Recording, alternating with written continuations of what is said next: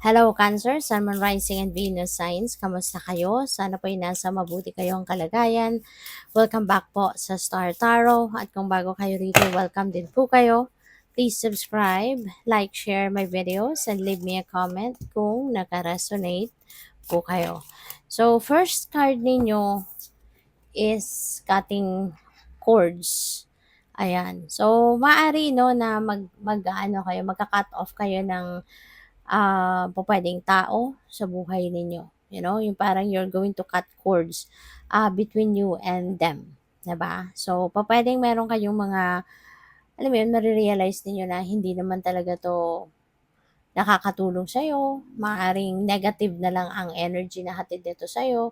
'Di ba? Kaya maaaring magdedesisyon ka na tama na. Puputulin ko na connection ko dito. 'Di ba? So, what else? We have illumination, playfulness, and fun. So, this is nice. This is good, Cancer. Kasi, um, at least, 'di ba, magkakaroon ka din ng pagkakataon na makapag-unwind, magkakaroon ka ng pagkakataon na makahinga man lang, 'di ba, makapag-take ng time out from kung ano man ang inyong mga pinagkakabisihan. So, it's about time na for you to have fun, be playful, 'di ba? At para na magkaroon kayo ng kumbaga excitement man lang, 'di ba? Kasi maaring panay ano kayo, trabaho. So 'yun, take a breather, 'di ba? Take a break. 'Yun din ang kailangan ninyo para mas lalo pa kayong maging productive, 'di ba? Mas lalo kayong makapag-chill muna, makakapagpahinga ang katawan at ang isipan ninyo. So, by the way, maraming salamat muna for subscribing. And if you haven't subscribed yet, subscribe na kayo. And also, maraming salamat din for not skipping the ads. Malaking bagay yan sa akin. And also, please click the join button sa baba ng video kung gusto niyo na mag-join kayo sa membership. So, first card ninyo, we have Stork. Ayan. So, there are movements happening. May mga changes, kaya may mga movement. So, pwedeng yung movement na to could be literal, no, na physical movement.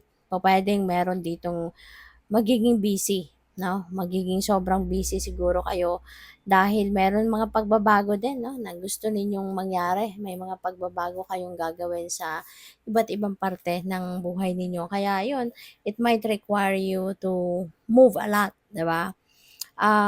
Pupuwede rin na magsisimula kayo ng siguro bagong endeavor. Maaaring meron kayong bagong business na gagawin or maaaring meron kayong bagong project na gagawin or pupuwedeng magsisimula kayo ng bagong career or bagong trabaho, ganyan. So, yun, pupuwede rin 'no, na meron ditong relocation ng bahay, ng opisina, ng negosyo ninyo kung meron kayong um meron kayong physical store, 'di ba? Maaaring gano'n.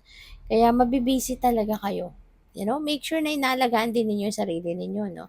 Huwag ninyong, papabayaan, 'no? Huwag ninyong sagarin yung lakas ninyo kasi kasi lalo-lalo na ngayon na maaaring ma-busy kayo. So, kailangan na nire-replenish din ninyo yung ano ninyo, yung lost energy ninyo. So, we have the ship. Ayan. So, may travel, no? Ang iba sa inyo. Kasama siguro yan sa movement energy na yan, na talagang magta-travel, o pwedeng international travel ito, or baka yung magiging trabaho ninyo, po pwedeng nasa travel industry, or it might require you to travel a lot. Yung mga ganun ba? No?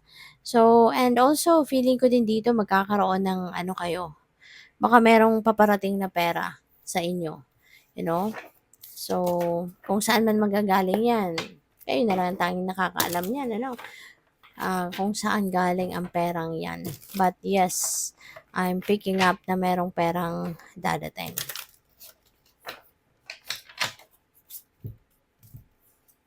So, we have the lover's energy. Ayan. So, maaari din ang iba sa inyo, since meron tayong beginning energy, pwedeng ang iba sa inyo magsisimula ng bagong relationship.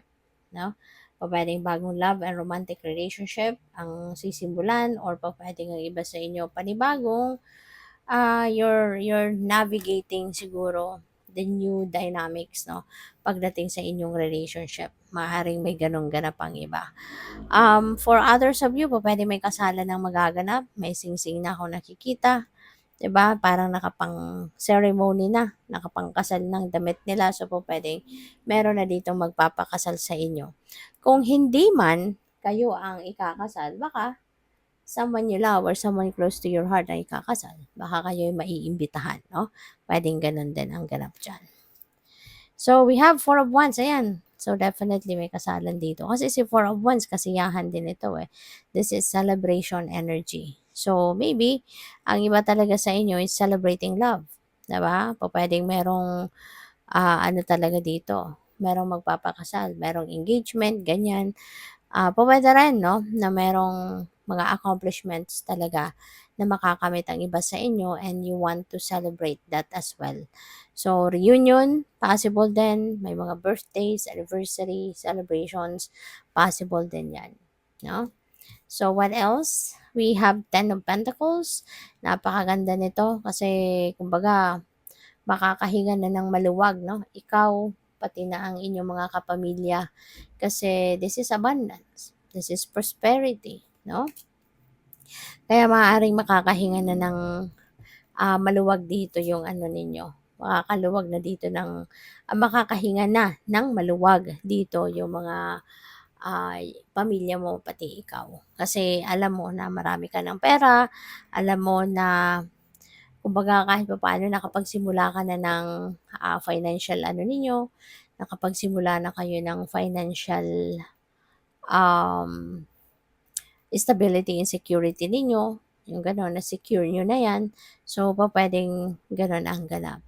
At whatever it is that you need, no, sa ngayon, hindi lang pera, kung ano mang kailangan ng pamilya ninyo sa ngayon, that will be provided.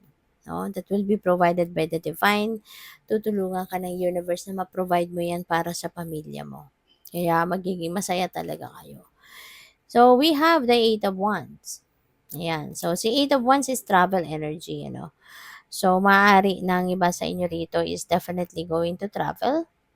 Ang iba sa inyo rito is also, um, ang iba sa inyo is going to travel. Ang iba sa inyo, pwede may mga good news, may mga good news, may opportunity na dadating dito para na